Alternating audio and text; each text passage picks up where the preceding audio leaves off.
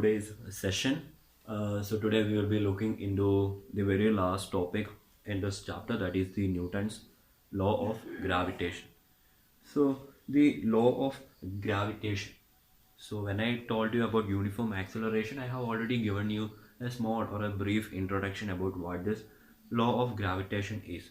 But still, again, you know that acceleration due to gravity, that is nothing but the acceleration produced on a body which is falling freely, okay, because of the attraction of the earth.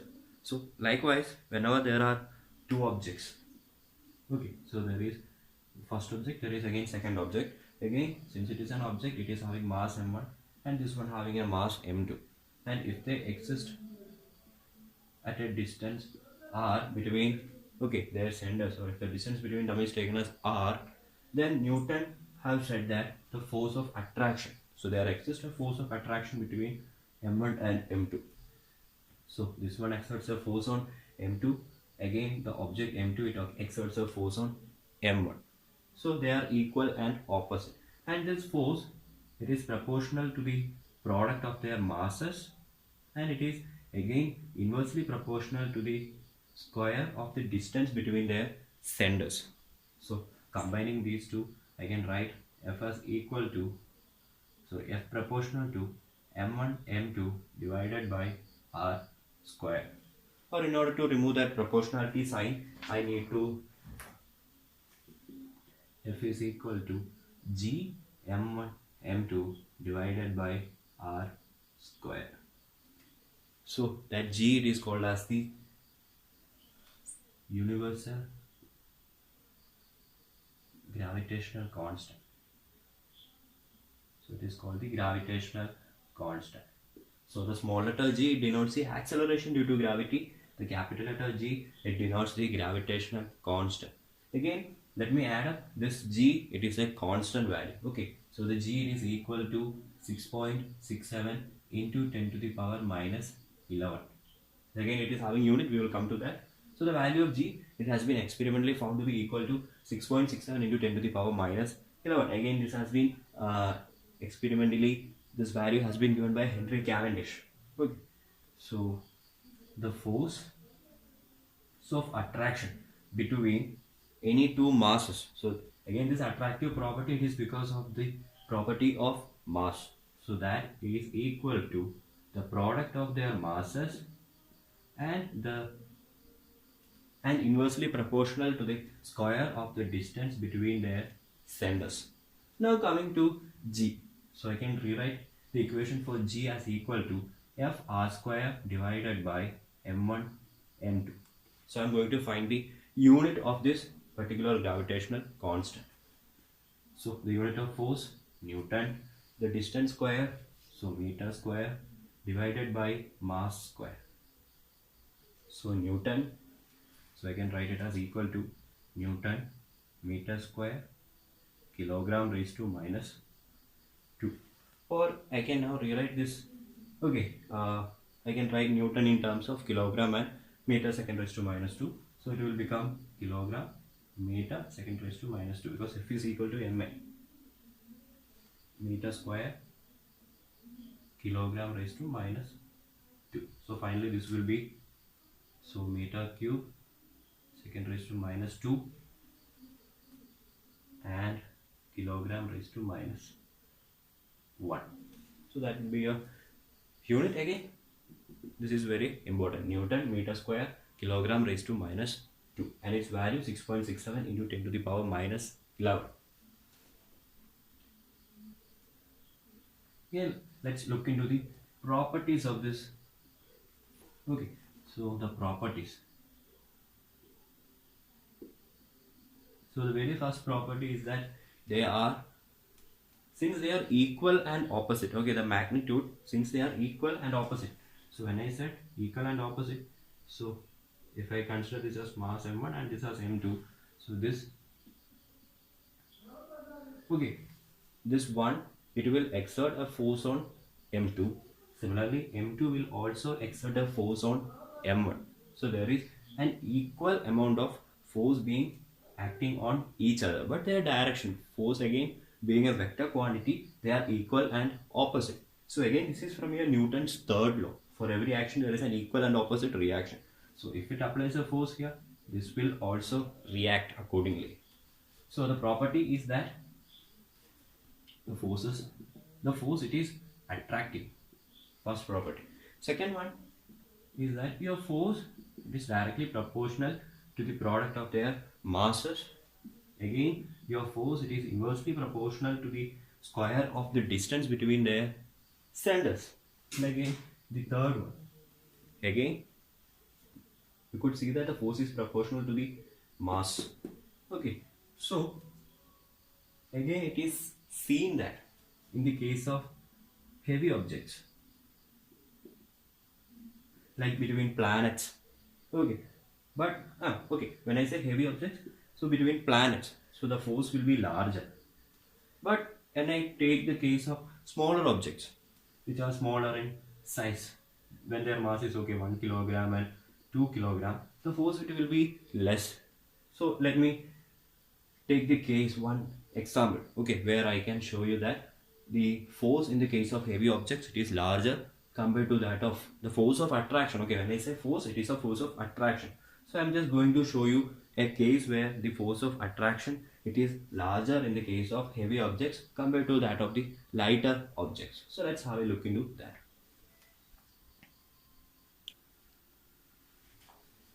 So if you look at the two cases, so in the first case, okay, I am considering two bodies having mass 1 kilogram each, distances again separated by a distance of 1 meter. So it is found that the force is equal to G m1 m2 divided by r square. So G value is 6.67 into 10 to the power minus 11 into 1 kilogram into 1. M1 is 1 kilogram, M2 is 1 kilogram divided by r square. The distance between their centers is equal to 1. Okay, it was already given. So on sorting, you will get the answer as 6.67 into 10 to the power minus 11 Newton. Again, in case 2, you are considering the force of attraction between moon and the earth. So you know, moon the satellite and earth the planet. So between moon and the earth. So the mass of moon is given to be 7.36 into 10 to the power 22. And again the mass of the earth 5.96 into 10 to the power 24. So your earth is heavier.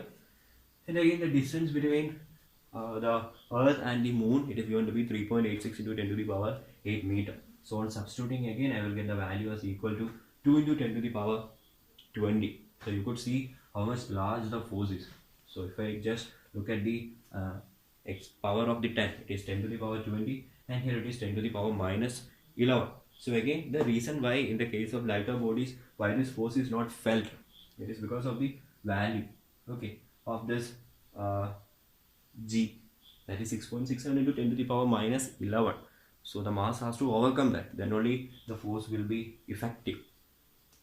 And again your gravitational force, okay, it's a weak force. So these are the properties.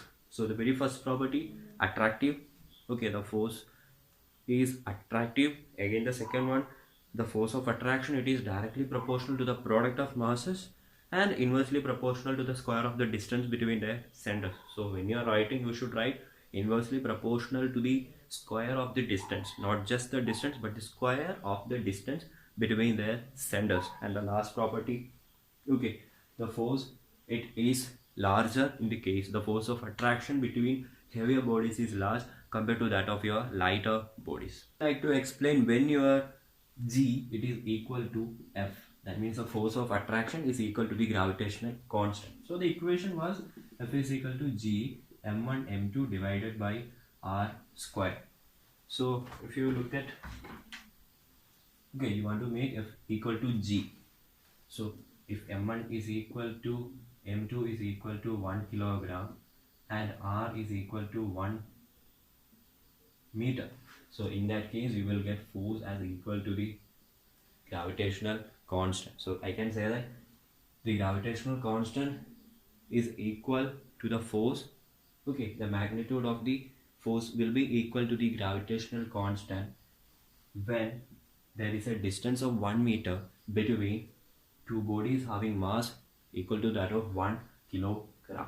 So that is when your G is equal to F. And now force of gravity, okay, the force of gravity. So you are going to consider a case. Okay, so this is your earth. Okay, the force of attraction because of the earth, you call it as the force of gravity. So think that this is your earth. So the center. So if I keep an object here, let's say I'm keeping an object of mass m here, and I'm considering the mass of the earth as capital letter M. So this is my mass of earth, and this is the mass of object. So the radius of the earth, it is given to be equal to 6 into 10 to the power 6. Okay, almost equal to 6 into 10 to the power 6 meter. And the mass of the earth, we know it already, that it is equal to 5.3 into 10 to the power 24 kilogram. 0.96 it is, not 3. So it is 5.96 into 10 to the power 24 kilogram. And the radius exact value is given to be 6.37. Okay, so take it as given, 6.37.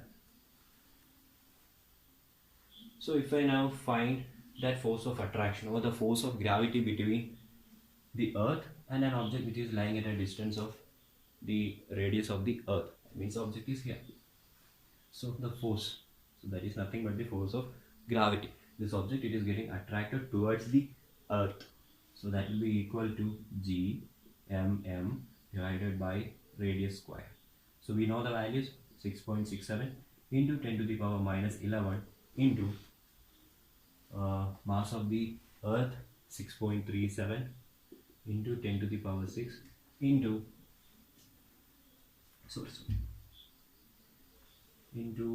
mass is 5.96 into 10 to the power 24 into the mass of the object, if I take it as equal to 1 kilogram.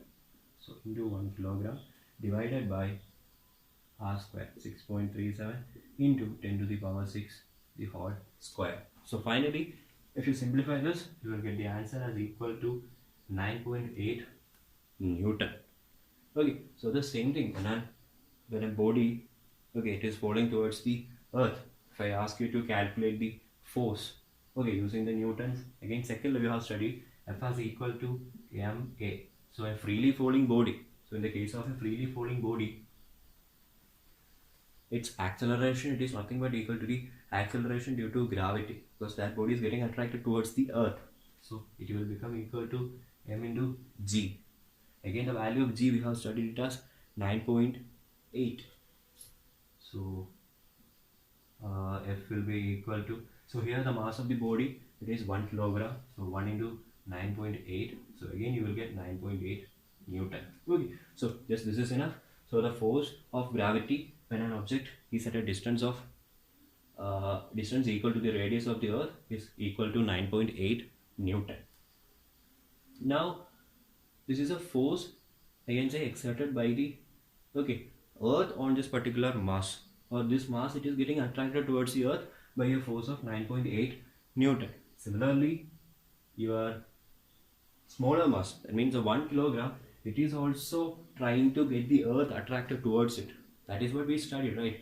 Both are equal and opposite. Okay, if this force is in this direction, then the earth trying to get your 1 kilogram trying to get the earth will be in the reverse direction. So what I'm trying to say is that you could see only this particular body falling, okay, the particular body falling towards the earth, but you couldn't see the earth falling towards the smaller object.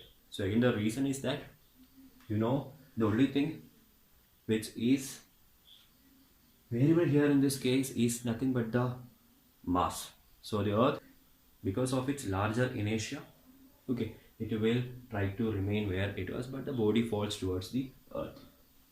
We are going to find the relation between acceleration due to gravity and the gravitational constant, or the universal gravitational constant. Okay, the reason why it is called universal, because the value remains the same.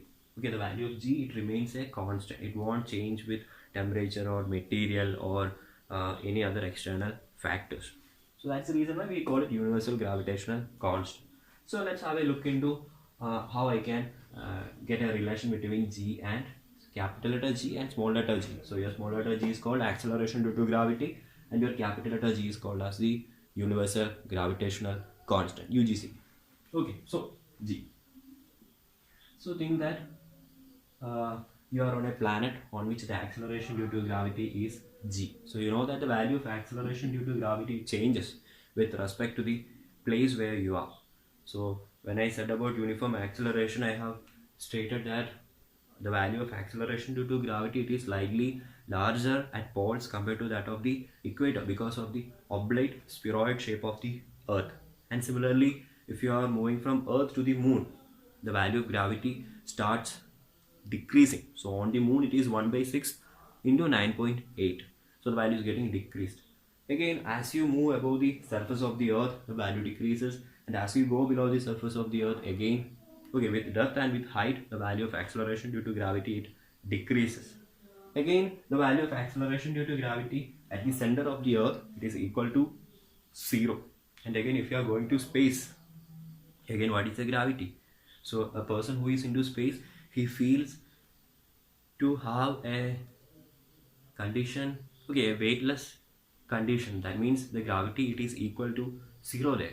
Okay, now coming back to our topic. So a planet, let's say earth itself, so gravity, acceleration due to gravity is g. Now there is an object, okay, of mass m here, which is at a distance again equal to the radius of the earth. So if I apply the Newton's second law of motion, the force due to gravity, okay, the force due to gravity on this particular object, that will be equal to, F is equal to, so what is it equal to? F is equal to ma. Again, this particular body, it is falling towards the earth, so you know a can be positive or negative g. Okay, if the object is falling towards in the downward direction, then you can take it as positive, and if it is moving in the upward direction, you will take it as negative. So we have explained the reasons why it is taken positive, why it is taken negative.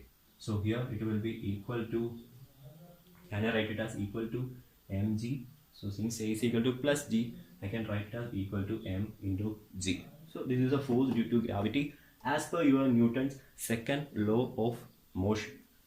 Again, according to your Newton's law of gravitation, I can again write the same force as equal to g m divided by r square. So both the forces are they the same, the force due to gravity and the force of attraction, right? They are the same. So I can equate gmm divided by r square as equal to m into g. So the mass of the object, they will get cancelled, and what remains is g is equal to gm divided by r square. So you could see that the acceleration due to gravity of the object, okay, though you are saying about the acceleration due to gravity, you could see that the object mass, it isn't present. Okay, so this particular mass, it is falling with an acceleration due to gravity g, but still you couldn't find a place for its mass in this particular equation. That means the value of acceleration due to gravity will remain the constant when an object is falling freely towards the earth. So in this case, towards the earth. So again, you consider the case as a uniform acceleration. So again, when I explain uniform acceleration, I said that the value of acceleration, it is going to remain the same. So the same value you will get it here also. So again, that was the reason behind all those things. So to add up with this, so your value of g on a particular planet or satellite, if you consider earth here planet, if you consider moon, then again a satellite, so it is going to depend on the mass of that particular planet here, that is earth, and its radius or the distance between their centers. So again, let's have a look. Okay, so let's find out what is the value of g on earth and on moon. So if you use this particular relation, so you already know g as equal to gm divided by r square. So if you know the values of G, M and R, you can find the value of acceleration due to gravity. So in the case of Earth, you know what is the value of G, sorry, the value is constant, 6.67 into 10 to the power minus 11. The mass of the Earth you know, the radius of the Earth you know. Again, okay, this is Earth, this is your moon. So you know the G again in the moon's case, again since it is a constant, it's not going to change. You know the mass of the moon, you know the, okay, if it is the radius, again we know the radius of the moon. So substituting that value, we will finally get G. So let's have a look into that now. G is equal to, in the case of Earth, okay, so G, it's a constant. Again the mass of the Earth, 5.96 into 10 to the power 24. Again the distance between or the radius is taken here. Okay, so it is 6.37 into 10 to the power 6 square. Finally solving, you will get the value as equal to 9.8 meter second raised to minus 2. So again this value we are going to use whenever in the question it is mentioned Earth or G is given to be 9.8. And again the same thing on moon. So the G value is given. The mass of the moon, 7.36 into 10 to the power 22 divided by its radius square. So 1.75 into 10 to the power 6 square. So we got the values 9.8 and 1.6. So if you find a relation, you will get that the value of acceleration due to gravity on moon, it is exactly 1 by 6. Not exactly, it is approximately equal to 1 by 6 of the value of G on Earth. So just remember that the value of G on moon, it is 1 by 6 that of the Earth. 1 by 6 the value of acceleration due to gravity on Earth. So if you go to moon, okay, if you are having a particular weight on Earth, if you go to moon, it will get reduced. So that is the impact of having a lesser value for G. Just now I said that the weight it decreases if you goes to moon. And again the reason what I said is that the value of acceleration due to gravity it decreases. So coming to a comparison of mass and weight. So again these are two properties or two quantities. So mass you are already familiar with, the amount of matter present in a body, that you call it as its mass. And again your mass it is measured in kilogram. So the unit kg, kilogram. Again your mass it's a scalar quantity because it's not going to change with the direction. If you measure 5 kilogram on Earth, if you reaches any other planet, okay, again it will be 5 kilograms. So if you are going for a tour, okay, from let's say the south of India towards the Kashmir, okay, or from the place where you are to a place at very north, okay, the northern tip. So again as you climb up, the value of the mass it is not going to change, it will remain the same, but what changes is the acceleration due to gravity, okay, which affects the weight. Okay, so that is your mass. And again it's a, okay, so it's a scalar quantity. And again the mass, how can it be measured? So the mass it can be measured using the physical balance or the beam balance which we use in labs. So physical balance, what we see in your in the shops and the markets. So that is nothing but your physical balance with the pan and all those things. Again the value will remain a constant, just like how I explained scalar. And again coming to weight, so if I keep a body here on my hand, I can say that this particular body it is getting attracted towards the Earth. Okay, that particular property, that particular force by which it is attracted towards the Earth, you call it as the weight. And your weight, again, if it is a force, it will be a vector quantity. And again the unit, since it is a force, its unit is same as that of the force, so that is Newton.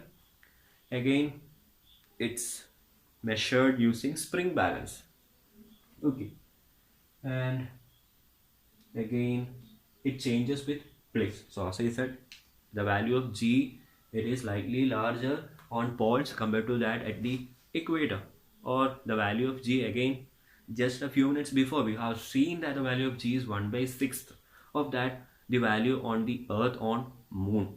That means the value of G, as long as it does not remain constant, your weight it changes, because your force or weight it has been given by the equation.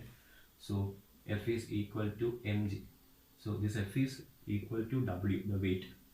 So since G is getting varied, your force is getting varied, and hence the weight get changed. So this is the comparison between your mass and weight. And again, to add up with this unit of force, again there are two units, not two. One is an SI unit, sorry, one is an MKS system of unit, and the another one it is an series unit. So it is given kgf, so kilogram force and gram force. So let's have a look what this kilogram force and gram force is. So your 1 kilogram force is equal to 9.8 Newton and 1 gram force, that is equal to 980 dyne. So I'm not going to do much of it. So just this is needed. So 1 kilogram force equal to 9.8 Newton and 1 gram force is equal to 980 dyne. Okay, along I would like to add up with this particular video that this chapter is very important as far as a student is concerned. Okay, along as far as your examinations are also taken into consideration, because if you could look at this particular chapter, okay, none of the topics from this chapter has been deleted after your portions were reduced, the syllabus were reduced, but your chapter 1, chapter 2, they were having